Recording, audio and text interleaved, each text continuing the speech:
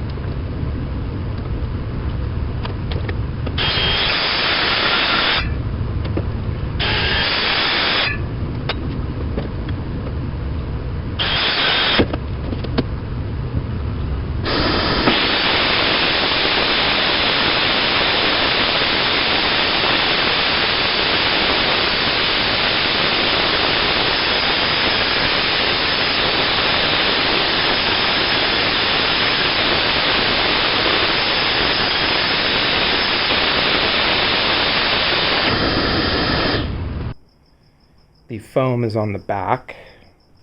I got the 2 layers on, and then I also put some spray foam in this little groove that was right here.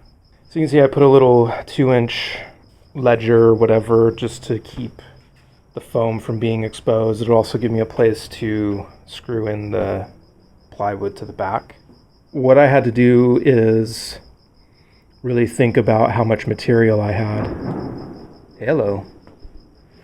As I was cutting, I was going to cut the back here. Instead of having a 4x8 sheet on the back and then a small piece here, or splitting it, however, I decided to run them horizontally because I want to be able to run these lags that I'm going to run through the back of the plywood. And, you know, I've marked where those center runners are, so it'll go all the way through the plywood into that piece. So because of that, I can't really do this configuration where I have plywood here vertically, and also then I would be left with this odd strip up here. So this is actually going to be out here for 4 more inches for the top. So it's fine for the foam. I can fill the foam in with whatever. I can even put spray foam in there. But it would look a little odd if I were to have the plywood end here and then have a piece on the top, because this is going to be visible on the outside. So it's kind of like cabinetry. I think the first thing I'm going to do the next time I come out here, take all those pieces and lay them out on the back until I get to a configuration that I like. When I get these pieces on the back, and then it'll be time to tip this up and get it vertical. We'll bring you back.